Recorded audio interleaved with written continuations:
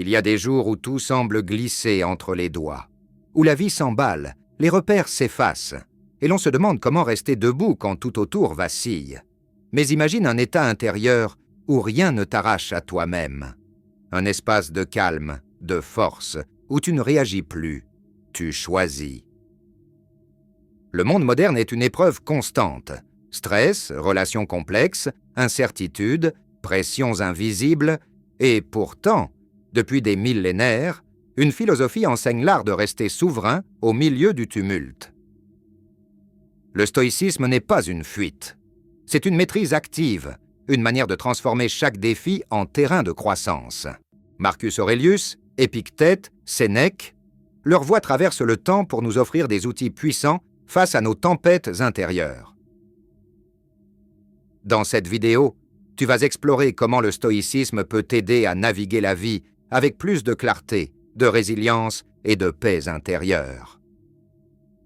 Tu verras comment cette sagesse ancienne peut transformer ta manière de penser, de réagir, de choisir et t'aider à reprendre le contrôle là où tu croyais l'avoir perdu. Si tu te sens bloqué, dispersé ou dépassé, ce voyage est pour toi. Reste jusqu'au bout, car ce que tu vas découvrir pourrait bien changer ta manière d'exister. Stratégie 1. Redeviens ta propre priorité. Avant de chercher à porter le monde, assure-toi de ne pas t'oublier dans le processus. Tu as des responsabilités, des gens à soutenir, des projets à mener. Mais si tu ne te places jamais au centre, tu finiras par te vider sans même t'en rendre compte. Ce n'est pas de l'égoïsme, c'est de la lucidité. Tu ne peux pas offrir ce que tu n'as plus, et tu ne peux pas incarner ta vision si tu es constamment en train de t'effacer. Commence petit. Quelques minutes chaque matin pour toi seul. Respire, écris, médite. Affirme ce que tu veux incarner aujourd'hui. Oui, cela peut sembler étrange au début, mais ton esprit est malléable. Ce que tu lui répètes, il finit par le croire. Et ce que tu crois, tu le deviens. Fixer des limites, c'est aussi une forme de respect. Dire non à ce qui t'épuise, c'est dire oui à ce qui te nourrit. Tu n'es pas un figurant dans ta propre histoire, tu es l'architecte. Et plus tu prends soin de toi, plus tu deviens capable de donner avec puissance. Stratégie 2. Soigne ton apparence avec intention. Avant de lever les yeux au ciel, comprends ceci. Il ne s'agit pas de vanité, il s'agit de présence. Ton apparence est un langage silencieux. Elle dit au monde et à toi-même si tu es prêt, si tu es aligné, si tu es là. Quand tu te sens bien dans ton corps, tu marches plus droit, tu parles avec plus de clarté, tu affrontes les défis avec plus de force. Ce n'est pas une question de perfection, c'est une question d'authenticité. Trouve un style qui te ressemble. Pas celui que la société impose, mais celui qui te permet de te sentir vrai.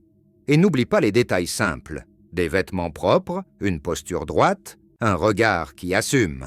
Ce n'est pas une question de budget. C'est une question de respect de soi.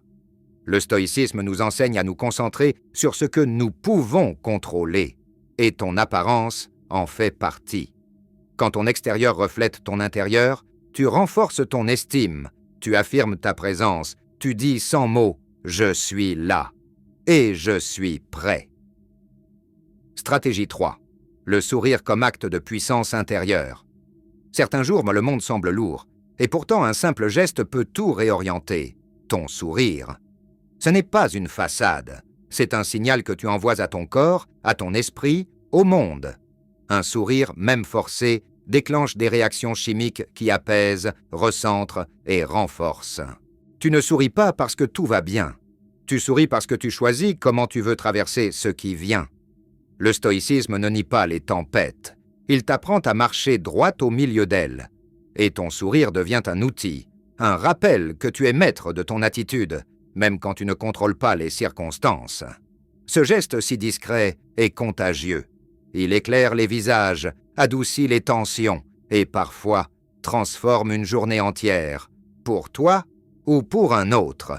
Commence dès le matin, devant le miroir, dans le silence. Offre-toi ce signe de présence et laisse-le devenir un réflexe de résilience. Stratégie 4. La bienveillance avec des frontières claires. Il y aura toujours des présences qui fatiguent, des relations qui aspirent plus qu'elles ne nourrissent. Mais le stoïcisme ne t'invite pas à couper. Il t'invite à choisir avec discernement. Être gentil ne signifie pas être disponible à tout. C'est honorer ton énergie autant que celle des autres. C'est savoir dire non sans agressivité et poser des limites sans culpabilité. Tu peux souhaiter le meilleur à quelqu'un tout en gardant une distance saine. Tu peux rester courtois sans te sacrifier à chaque demande. Les frontières ne sont pas des murs, ce sont des actes de soin. Elles te permettent de rester centré, de préserver ton calme et d'éviter les conflits inutiles. Et surtout, elles enseignent aux autres que ta gentillesse n'est pas une faiblesse, mais une force maîtrisée. La prochaine fois que tu sens ton espace menacé, rappelle-toi, tu as le droit de choisir qui entre et à quelle distance. Ce n'est pas de l'indifférence, c'est de la clarté émotionnelle. Et c'est l'un des plus beaux cadeaux que tu puisses te faire et offrir aux autres. Stratégie 5. Rester calme dans le tumulte. Quand tout s'accélère, les échéances s'empilent, les notifications fusent, et le monde semble te presser de toutes parts. Le réflexe naturel est de céder à la panique. Mais c'est là que réside ton pouvoir. Rester calme, c'est refuser de te dissoudre dans le chaos. C'est choisir la clarté quand tout pousse à la confusion. Le stoïcisme ne promet pas une vie sans turbulence. Il t'offre une posture, celle de celui qui répond, plutôt que celui qui réagit. Respirer, recentrer, revenir à ce que tu peux influencer. Ce sont des gestes simples, mais puissants. Et si tu veux aller plus loin, pose-toi cette question. Est-ce que cela comptera encore dans 5 ans? Ce recul te libère. Il te permet de distinguer l'essentiel du bruit. Et surtout, il te ramène à toi, à ce que tu peux choisir, incarner, maîtriser. Car dans chaque situation stressante, il y a toujours une chose que tu contrôles, ta réponse. Stratégie 6. Tracer ton propre cap. Dans un monde saturé de directives, où l'on te dit comment penser, quoi viser, qui devenir, choisir ton propre cap est un acte de souveraineté. Mais ce n'est pas une fuite vers le confort. C'est une quête d'alignement. Avant de définir ton direction, clarifie tes fondations. Quelles sont tes valeurs non négociables? Liberté, créativité, intégrité, transmission? Ces repères deviennent ton compas. Ils t'aident à naviguer quand le brouillard s'installe, quand les voies extérieures deviennent trop bruyantes. Ensuite, fixe des objectifs qui te ressemblent. Pas ceux qu'on attend de toi, mais ceux qui résonnent. Le stoïcisme t'invite à vivre selon tes principes, pas selon les standards fluctuants de la société. Et cela demande du courage, car suivre ton cap, c'est parfois marcher seul, c'est souvent sortir de ta zone de confort, et c'est toujours grandir. Choisir son propre cap n'est pas un luxe, c'est une nécessité intérieure. Mais ce choix vient avec son lot de turbulences. L'inconfort, les doutes, les ajustements. Ce sont les signes que tu es en train de grandir. Les stoïques ne fuient pas l'inconfort. Ils le reconnaissent comme le lieu de la transformation. Ce que tu appelles obstacle, ils l'appellent matière à vertu. Ton chemin ne sera pas linéaire. Il changera, se tordra, se redessinera. Et c'est normal. Ce qui compte, ce n'est pas la perfection du tracé, mais la fidélité à ton axe. Reste curieux, reste souple, et surtout, reste à l'écoute de ton intuition. Ce murmure intérieur qui sait avant que tu comprennes. Tu peux recevoir des conseils, mais personne ne connaît ton paysage intérieur mieux que toi. Apprends à lui faire confiance. C'est là que naît la sagesse stoïque, dans la capacité à naviguer de l'intérieur. Stratégie 7. Tenir sa position avec calme et cohérence. Dans un monde saturé d'opinions, tenir sa position est un acte de courage silencieux. Ce n'est pas crier plus fort, c'est vivre plus vrai. Connais tes valeurs, identifie ce qui est non négociable pour toi, et laisse ces fondations guider tes choix, même quand le vent souffle dans l'autre sens. Tu n'as pas besoin de convaincre, tu as besoin d'incarner. Si ta valeur est la loyauté, sois loyal dans les petites choses. Si c'est la justice, sois juste même quand personne ne regarde. Parfois, cela signifie marcher seul. Mais mieux vaut la solitude alignée que la foule qui t'éloigne de toi-même. Épictète disait « Si tu veux t'élever, Accepte d'être vu comme fou, parce que la vraie force ne cherche pas l'approbation, elle cherche la cohérence, et tu n'as pas à te battre partout. Choisis tes batailles avec sagesse. Certaines choses méritent ton énergie, d'autres méritent ton silence. Ce que tu défends, défends-le avec constance. Et au fil du temps, tes actions deviendront une signature intérieure que personne ne pourra effacer. Stratégie 8. Cultiver l'esprit léger comme force intérieure. La vie peut être grave, mais elle n'a pas besoin d'être lourde. Et c'est là que l'humour devient un art de vivre. Les stoïques, souvent perçus comme austères, avaient pourtant compris que la légèreté est une forme de sagesse, non pas pour fuir les épreuves, mais pour les traverser avec grâce. Rire de soi, un acte de confiance. Apprendre à sourire de ses propres maladresses, c'est désarmer l'ego. C'est refuser de se prendre trop au sérieux et reconnaître que l'imperfection fait partie du jeu. Ce n'est pas de l'autodérision, c'est de la lucidité joyeuse. Et cette posture met les autres à l'aise, tout en t'offrant un espace intérieur plus souple. L'humour n'est pas réservé aux comédiens, c'est une forme de résilience, une manière de dire « je vois la difficulté, mais je choisis de la traverser avec souplesse ». Cela ne veut pas dire que tu ris de tout, mais que tu sais quand et comment alléger l'atmosphère, pour toi et pour les autres. Et cette capacité à injecter de la lumière dans les zones d'ombre est magnétique. Elle attire, elle apaise, elle relie. Comment nourrir ton esprit léger?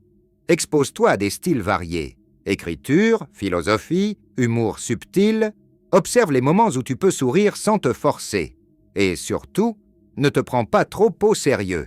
L'esprit léger ne nie pas la gravité de la vie. Il choisit simplement de ne pas s'y noyer. Le sourire comme posture stoïque. La vie est assez sérieuse. Mais toi, tu peux choisir de la traverser avec un regard plus souple, plus joueur, plus vivant. Nourris ton esprit léger. C'est un petit outil, mais il peut transformer ta manière de vivre et de grandir. Stratégie 9. Le respect comme reflet de votre propre grandeur. Dans un monde pressé, bruyant, souvent polarisé, le respect peut sembler banal, presque naïf. Mais en réalité, il est l'un des gestes les plus puissants que vous pouvez offrir à autrui et à vous-même. Le stoïcisme ne vous demande pas d'aimer tout le monde. Il vous invite à reconnaître la dignité inhérente de chaque être humain, même quand vous êtes en désaccord, même quand vous êtes blessé. Le respect ne dépend pas des autres. Il vous révèle. Vous ne contrôlez pas les paroles, les attitudes, les réactions des autres, mais vous contrôlez votre posture. Et choisir de répondre avec calme, avec écoute, avec fermeté bienveillante, c'est affirmer votre propre intégrité. Le respect ne signifie pas se soumettre. Il signifie rester souverain, même quand l'autre vacille. Écoutez vraiment, un acte rare et transformateur. Dans un monde saturé de bruit, l'écoute est devenue une forme de luxe. Mais quand vous offrez votre attention pleine, vous dites à l'autre « tu comptes ». Et cela change tout. Cela apaise, cela relie, cela élève. Même si vous n'êtes pas d'accord, le simple fait d'écouter avec sincérité peut transformer une tension en dialogue. Respecter sans se diluer. Être respectueux ne signifie pas tout accepter. Cela signifie poser vos limites avec clarté, sans agressivité, sans mépris. Les stoïques étaient des maîtres dans l'art de tenir leur position, sans se laisser emporter. Ils savaient que la fermeté n'a pas besoin de violence et que la vérité peut être dite sans écraser. Les petits gestes, les grandes résonances. Arriver à l'heure, dire merci, reconnaître l'effort.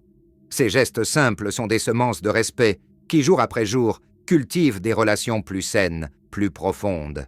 Et voici le secret. Le respect est réciproque. Plus vous l'offrez, plus il revient, naturellement. Respect et force ne s'opposent pas. Ils se renforcent.